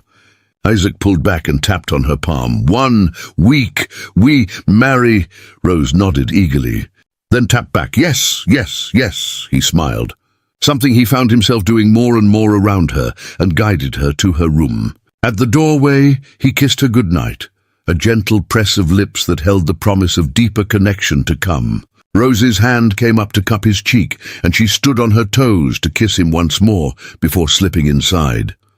Isaac returned to the main room and sank into his chair, but sleep felt impossible. His mind raced with plans, preparations. He would need to speak with Pastor Wilkins, arrange for a simple ceremony. He would need witnesses, perhaps Marshal Hayes and Mr. Patterson. He would need to make Rose understand every aspect of the vows, ensure she knew exactly what she was agreeing to. But more than logistics, he thought about what marriage to Rose would truly mean. She would be his partner, his companion, the mother of his children. But she would also need his patience, his protection, his willingness to be her eyes and ears in a world that often showed no mercy to those who were different. Could he do that? Could he be what she needed while still maintaining the ranch, raising the children, facing down the town's judgment? The responsibility felt enormous, crushing in its weight. But then he remembered the way Rose had held James after the creek rescue, the way she had stood proud despite Mrs. Calloway's cruelty, the way she had kissed him tonight with such tender ferocity. She was not asking him to carry her. She was asking him to walk beside her. There was a difference, and Isaac was beginning to understand what it meant. He must have dozed because he woke to find pale dawn light filtering through the windows. His neck ached from sleeping in the chair, and the fire had burned down to embers. He stood stiffly and stretched, then began building up the fire for the new day. A soft sound made him turn. Rose stood in her doorway, wrapped in a shawl, her hair loose around her shoulders. She had heard him, or rather, felt the vibrations of his movement through the floorboards. She moved toward him with confidence now, and when she reached him, she placed her hand on his chest. Feeling his heartbeat, checking that he was well, Isaac covered her hand with his and tapped, "Good morning, my love." Rose's face transformed with joy at those last two words. She reached up and pulled his face down to hers, kissing him with a boldness that surprised them both. When they finally parted, both breathing hard, Isaac saw a question in her expression. She tapped on his chest. "When can we marry?" Isaac tapped back, "6 days." Rose shook her head and tapped more insistently, 2. "Long," Isaac laughed, the sound rumbling through his chest where her hand still rested. He tapped, impatient. She tapped back, "Yes." He kissed her again, softer this time, a promise that 6 days would pass quickly, and then they would have a lifetime. Rose seemed to accept this, though her reluctance to step away from him suggested she would hold him to that promise. As the sun rose over the Montana territory, painting the sky in shades of pink and gold, Isaac Thunderfoot held Rose Kensington in his arms and marveled at how completely his life had transformed. 3 weeks ago, he had been a lonely widower, struggling to raise 2 children and keep a ranch running. Now he was a man on the verge of marriage, with a house full of laughter and love, with children who smiled again, with a future that looked nothing like he had planned, but somehow looked exactly right. The road ahead would not be easy. Winter was coming, harsh and unforgiving. The town would continue to judge, to whisper, to wait for them to fail. There would be challenges he could not yet imagine, difficulties that would test them both. But standing there in the growing light, with Rose's hand over his heart and his arms around her waist, Isaac felt something he had not felt in years. He felt ready. Ready for whatever came next, ready to face the world with this remarkable woman by his side, ready to prove that love could transcend any limitation. 6 days until they married. 6 days until Rose Kensington became Rose Thunderfoot. 6 days until they stood before God and community and declared their commitment to each other. Isaac could hardly wait. The days before the wedding passed in a blur of preparation and unexpected complications. Isaac had ridden into town to speak with Pastor Wilkins, only to find the elderly minister hesitant, concerned about the legality and propriety of marrying a woman who could not verbally consent to the vows. It took nearly 2 hours of discussion and the intervention of Marshal Hayes, who cited territorial law, before Wilkins reluctantly agreed. "She can sign her name," Hayes had argued, producing the marriage license. "She can nod or shake her head to questions. The law requires consent, not speech. If you're refusing based on her afflictions rather than legal grounds, Pastor, then you're the one in the wrong." Wilkins had flushed, but ultimately conceded. The ceremony would take place on Saturday afternoon at the small church on the edge of town. Isaac left with the license in hand, but the encounter had soured his mood. Even now, even after everything, people saw Rose's disabilities before they saw her humanity. When he returned to the ranch, he found an unexpected visitor waiting. A wagon stood in the yard, and beside it stood a tall woman with silver-streaked dark hair and the bearing of someone accustomed to authority. She wore a traveling coat of fine wool, and her hands were gloved despite the relatively mild weather. Isaac recognized her immediately, though they had never met. "Mrs. Eleanor Kensington," she said, her voice crisp and Eastern. "Rose's aunt. I've come from Philadelphia." Isaac's blood ran cold. He dismounted slowly, his mind racing. "Ma'am," he said carefully, "Rose didn't mention expecting family." "She wouldn't have," Eleanor replied. She doesn't know I'm coming. I received her letter 3 weeks ago, informing me of her intention to travel west as a mail-order bride. I thought it was madness then, and I've come to bring her home." Before Isaac could respond, the door to the house opened and Rose appeared, guided by Lucy. The girl must have told her they had a visitor, though Rose could not have known who. She stood on the porch, one hand on the railing, her face turned toward the sound of voices. Eleanor inhaled sharply at the sight of her niece. "Dear God," she whispered. "She looks so fragile." Isaac felt anger flare in his chest. "She's stronger than you know," he said quietly. Eleanor turned to him, her eyes assessing. "You're the rancher, Isaac Thunderfoot. Half Cheyenne, I was told. Widower with 2 children." She paused. "Do you have any idea what you've taken on? Rose requires constant care, constant supervision. She cannot be left alone. She cannot manage a household or raise children properly." "Your information is wrong," Isaac said, his voice hardening. "Rose manages the household better than most. She cooks, cleans, cares for my children with more love and skill than I could have hoped for. She is not a burden, Mrs. Kensington. She is a blessing."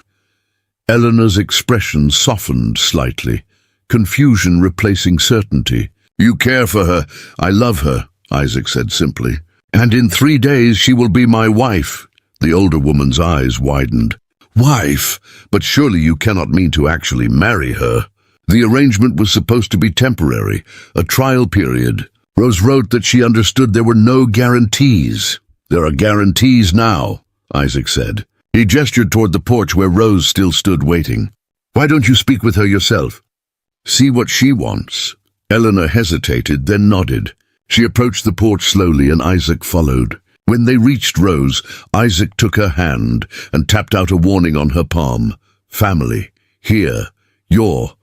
"Aunt."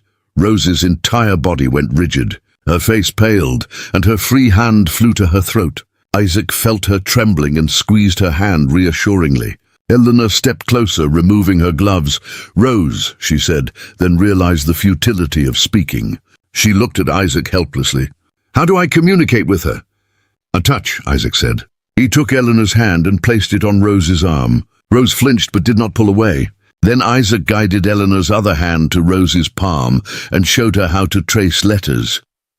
Eleanor's hands shook as she wrote on Rose's palm, "Itsaunt, Eleanor." Rose's lips trembled. Tears began streaming down her face, and she reached out tentatively, her hands searching for her aunt's face. Eleanor caught her hands and guided them to her cheeks, letting Rose trace her features. Recognition dawned across Rose's expression, followed by a sob that racked her entire frame. Eleanor pulled Rose into her arms, and the younger woman collapsed against her, crying soundlessly into her aunt's shoulder. Isaac stepped back, giving them space, though his heart ached watching Rose's grief pour out. How long had she been holding this in? How much had she lost that she never spoke of? Lucy and James watched from the doorway, confused and worried. Isaac went to them and knelt down. "That's Rose's aunt," he explained quietly. "She came from very far away to see Rose. They haven't seen each other in a long time. Is she taking Rose away?" Lucy asked, her voice small and frightened. "No," Isaac said firmly, though he was not entirely certain. "Rose belongs here now. With us." After several minutes, Eleanor and Rose separated. The aunt traced on Rose's palm, "We need to talk." Rose nodded and let Eleanor guide her inside. Isaac stayed on the porch with the children, giving the women privacy, but close enough to intervene if needed. Through the window, he could see them sitting at the table, Eleanor's hands moving constantly as she communicated with her niece. Nearly an hour passed before the door opened and Eleanor emerged. Her face was tear-stained, her composure shattered. She approached Isaac with an expression of profound sadness mixed with something else, acceptance perhaps. "She wants to stay," Eleanor said quietly. "She says she's happy here, that you and the children have given her purpose. That for the first time since the fire, she feels like a whole person rather than a broken one." Isaac exhaled slowly, relief flooding through him. Thank you for telling me. Don't thank me yet, Eleanor said. She fixed him with a sharp gaze. I need to know your intentions are honorable.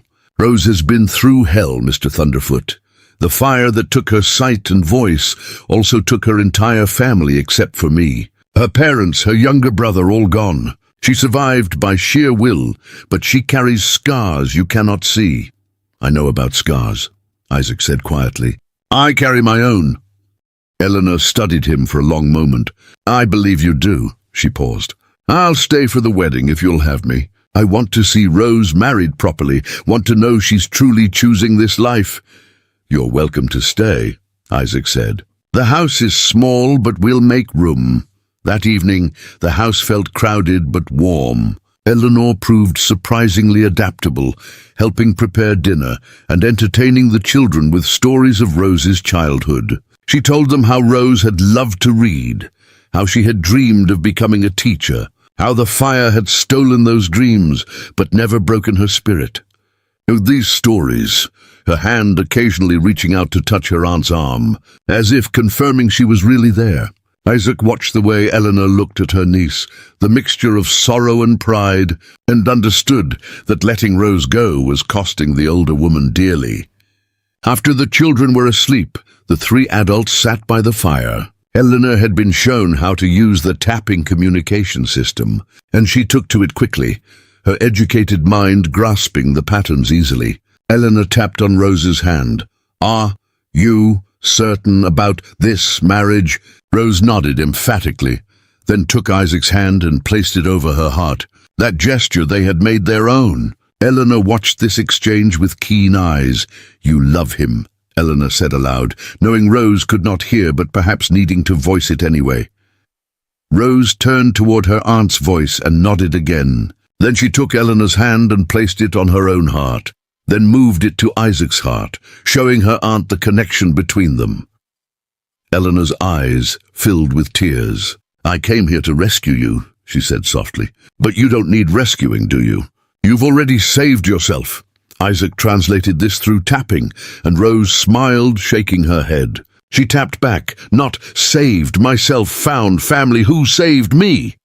The next 2 days were a whirlwind. Eleanor took charge of preparing Rose for the wedding with the efficiency of a general organizing troops. She produced a trunk from her wagon that contained a beautiful dress of ivory silk, simple but elegant, that she had brought from Philadelphia. It had been her own wedding dress, carefully preserved, and she insisted Rose wear it. Lucy watched with fascination as Eleanor and Rose communicated through touch, the older woman showing Rose how to feel the dress's embroidery, the delicate lace at the sleeves. The girl learned quickly, mimicking Eleanor's patience and care. James, meanwhile, appointed himself the protector of Rose's happiness, growling at anyone who looked at her wrong and declaring to anyone who would listen that his new mama was the prettiest lady in the whole territory. Isaac spent those days working himself to exhaustion, trying to prepare the ranch for winter and for having a wife. He repaired the roof, fixed the crooked gate, even built a small addition to Rose's room, expanding it and adding a window that faced east so she could feel the morning sun. He did not sleep much, his mind too full of plans and hopes and fears. On the morning of the wedding, Isaac woke before dawn and rode out to a place his mother had shown him as a child, a sacred spot where the creek widened into a small pool surrounded by ancient cottonwoods. The Cheyenne people believed it was a place where the spirits gathered, where prayers were heard with special clarity. He knelt by the water and spoke to his mother's memory, telling her about Rose, about the children's happiness, about his own unexpected joy.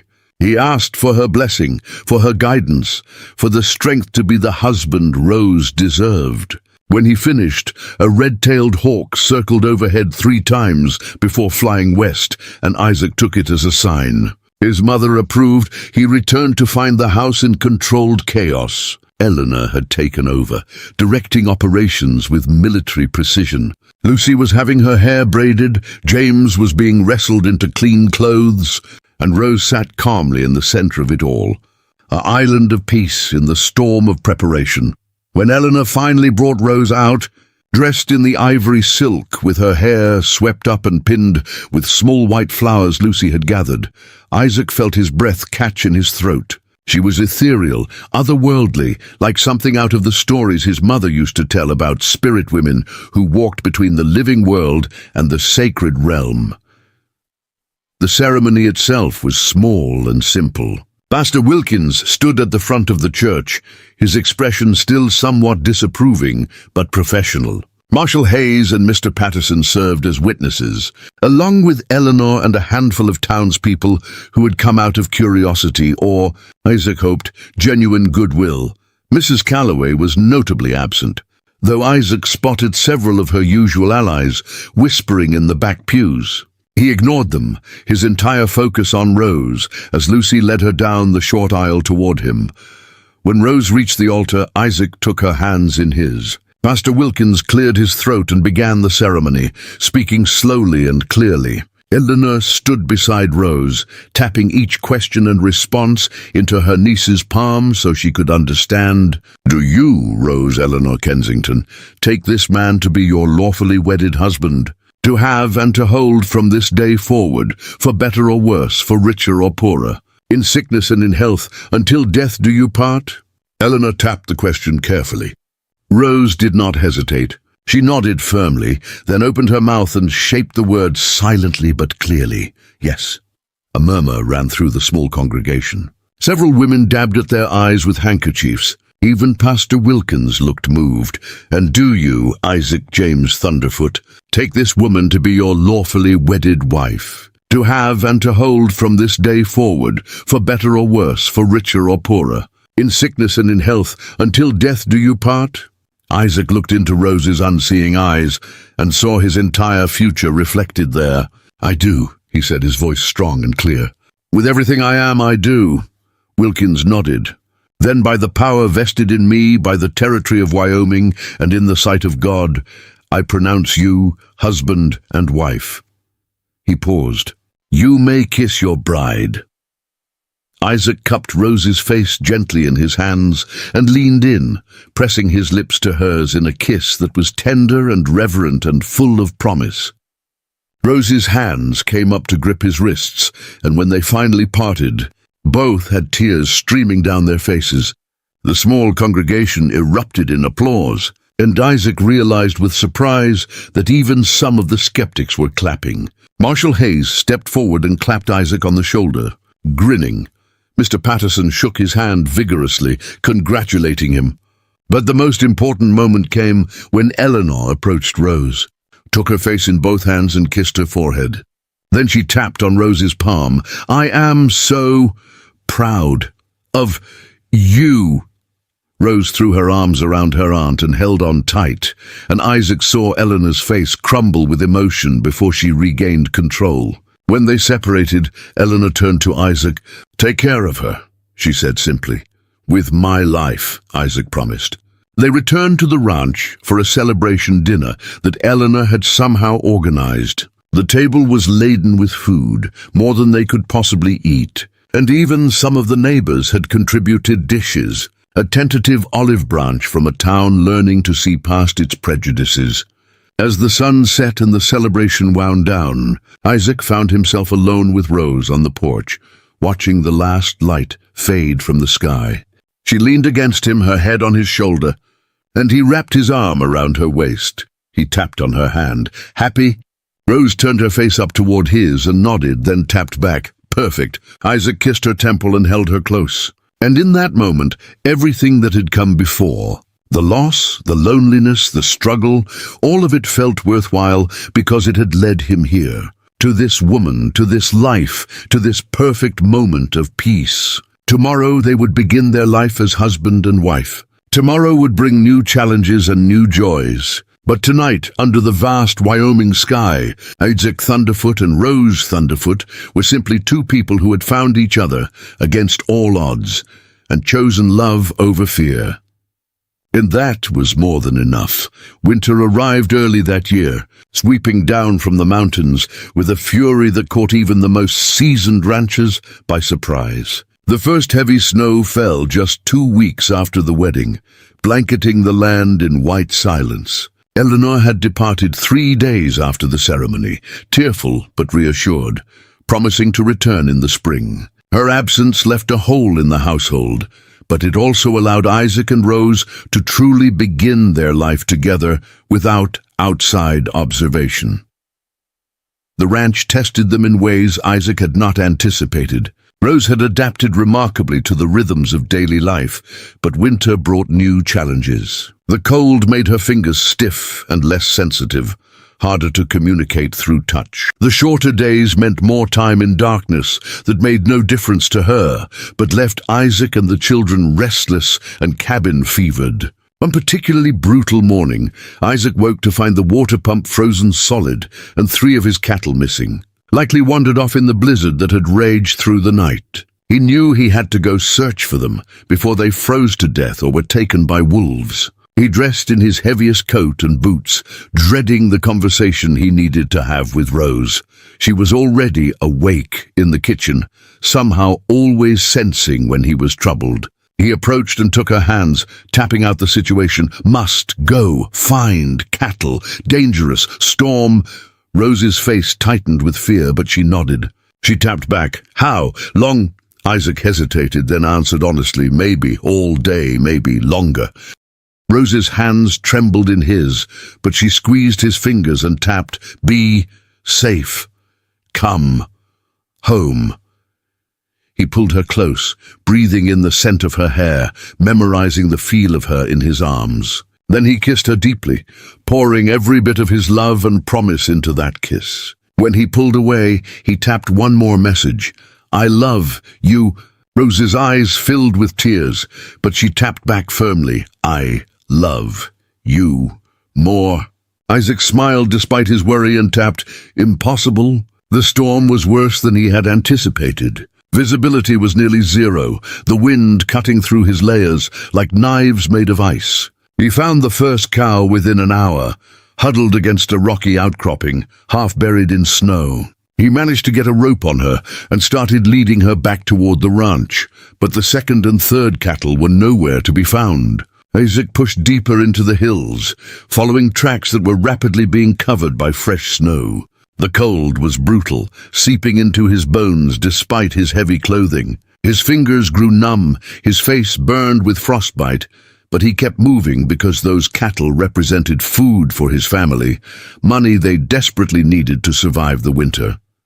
Hours passed. The weak winter sun, barely visible through the storm, began its descent toward the horizon. Isaac knew he should turn back, knew the danger of being caught out after dark in these conditions. But he was so close, he could hear the cattle lowing somewhere ahead. He found them finally, trapped in a small ravine where they had sought shelter but become stuck. Getting them out took all his remaining strength, every bit of knowledge he had about handling frightened animals in desperate conditions. By the time he had them freed and roped together, the sun was gone, and the temperature had dropped another 10 degrees. The journey back was a nightmare.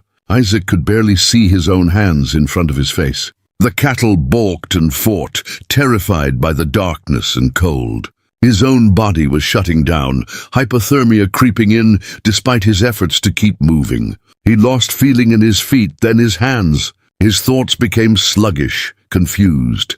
He thought of Rose waiting at home, pictured her sitting by the fire with the children, wondering if he would return. He thought of the promise he had made, to come back, to be there for her. That promise became an anchor, something to hold on to when his body wanted to quit, when lying down in the snow seemed easier than taking another step. Somehow, through sheer stubborn will and perhaps divine intervention, he made it to the ranch. The cattle stumbled into the corral, and Isaac collapsed against the fence, unable to move another inch. He tried to call out, but his voice was gone, frozen in his throat. Inside the house, Rose sat by the window where she had been for hours, one hand pressed against the cold glass. She could not see the storm, could not hear the wind, but she felt Isaac's absence like a physical wound. Lucy and James had fallen asleep on the floor beside her, exhausted from their own worry. Something made Rose stand. She could not have said what, some instinct, some connection to Isaac that transcended the physical senses she lacked. She moved to the door and placed her hand on the wood, feeling vibrations so faint they might have been her imagination. She opened the door, and the cold hit her like a wall.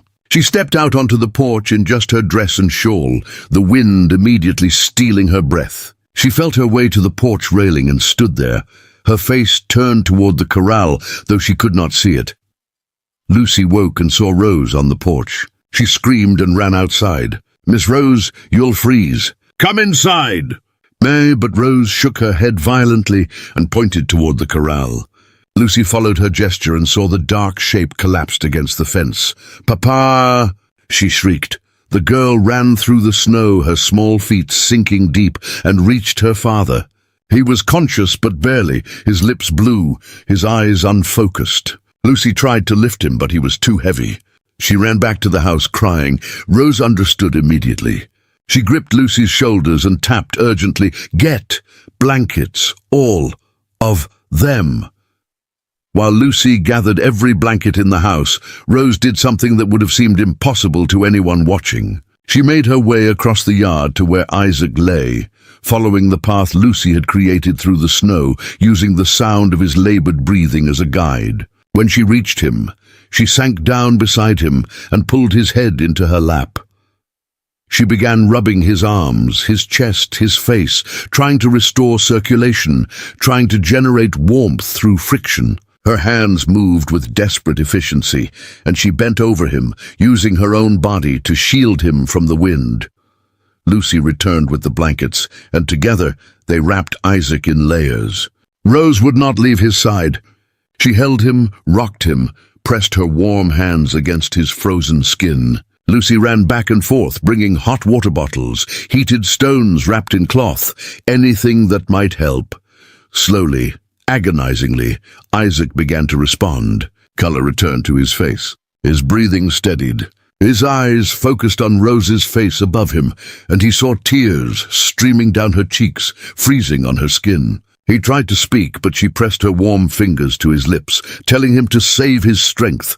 With Lucy's help, they got Isaac inside and positioned by the fire.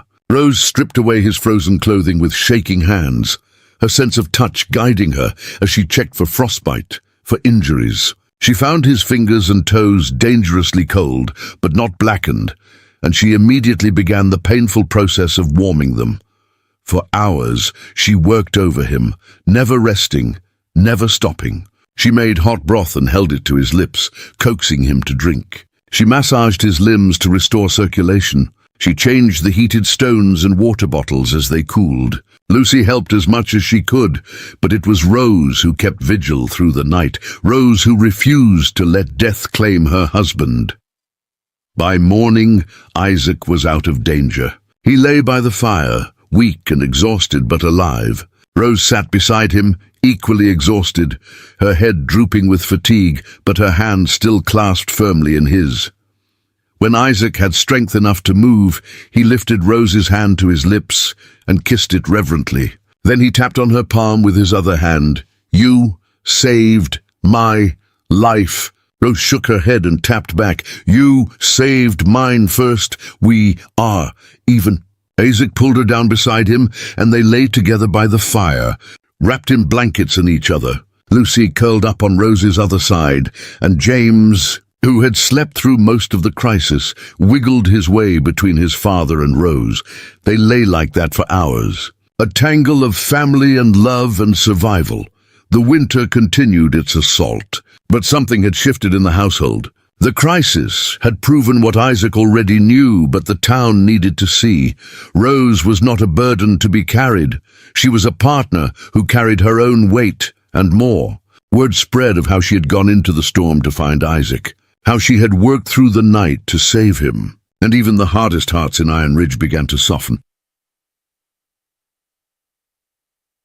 Spring came eventually, as it always did, bringing with it new life and new possibilities. Eleanor returned as promised, this time accompanied by a young man she introduced as Dr. Samuel Chen, a specialist in conditions affecting sight and hearing.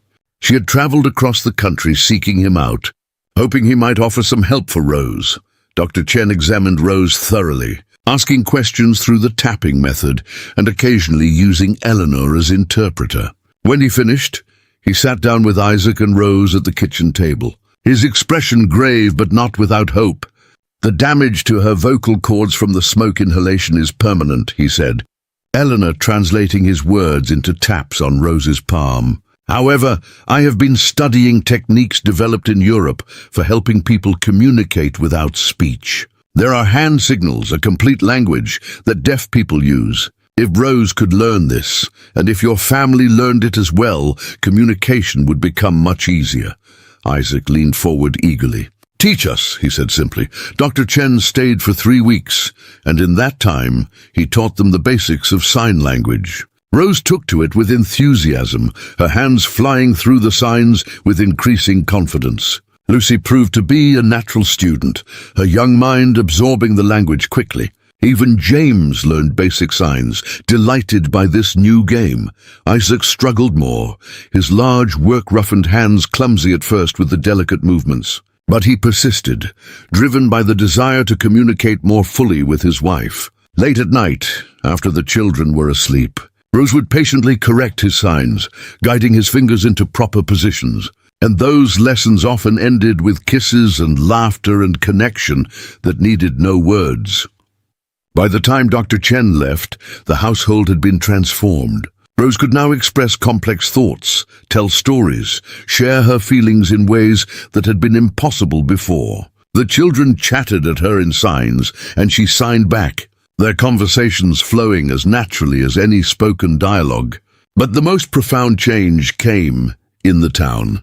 Dr. Chen had given a demonstration at the church, showing how sign language worked, explaining Rose's conditions in medical terms that stripped away the superstition and fear. He spoke of her intelligence, her capability, her courage, and he did so with the authority of education and science that even skeptics had to respect.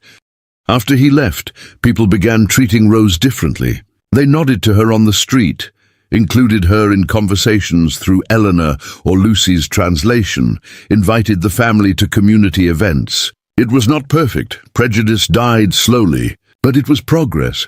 1 year after Rose's arrival, on a crisp autumn morning similar to the day she had first stepped off that train, Isaac took her back to Iron Ridge Station.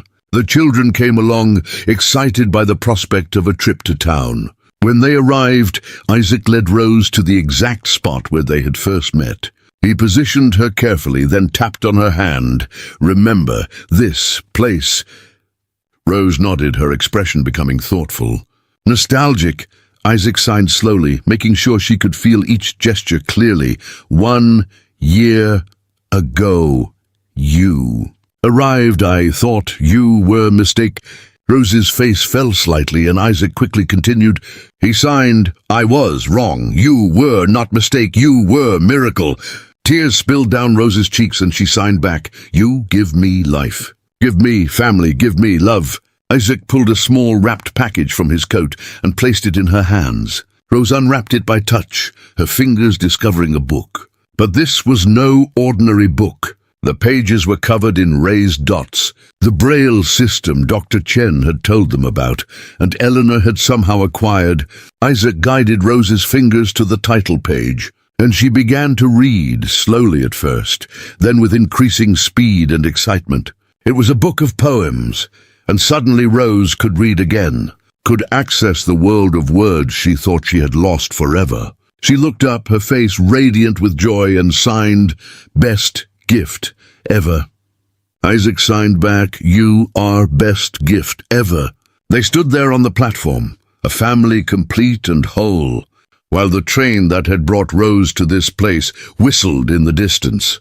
Lucy and James chased each other around the platform, their laughter carrying on the wind.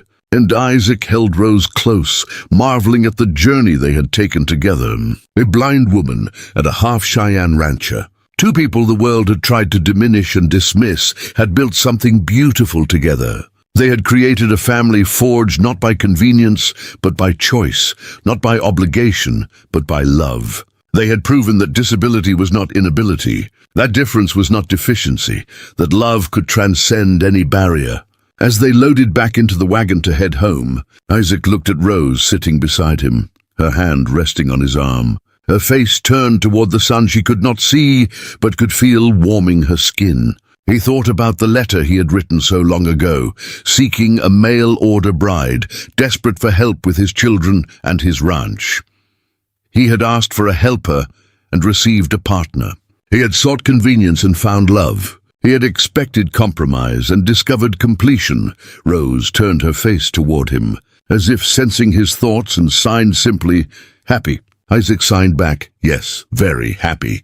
And as they rode home together, the autumn sun painting the world in shades of gold and amber, Isaac Thunderfoot understood that sometimes the greatest blessings came in the most unexpected packages. Sometimes strength looked like vulnerability, sometimes courage looked like fragility, and sometimes the person you thought you were saving turned out to be the one who saved you. Rose Thunderfoot had arrived blind and mute, a woman the world had written off as broken and burdensome, but she had become the heart of a family, the soul of a home, the proof that love sees what eyes cannot and hears what ears miss. She had shocked everyone, not by overcoming her limitations, but by showing that those limitations had never defined her in the first place. And Isaac, who had been prepared to offer charity, had instead received grace. He had been ready to provide care, and instead had found partnership. He had opened his home to a stranger, and she had made it whole. Years would pass, children would grow, seasons would turn, but this truth would remain constant. In a small ranch in Wyoming Territory, a blind and mute woman and a Cheyenne rider had built a love that needed neither sight nor sound to be complete. A love that spoke in touches and gestures, and the unshakable certainty that they were exactly where they belonged. Together. Up next, you've got two more standout stories right on your screen. If this one hit the mark, you won't want to pass these up. Just click and check them out, and don't forget to subscribe and turn on the notification bell so you don't miss any upload from us.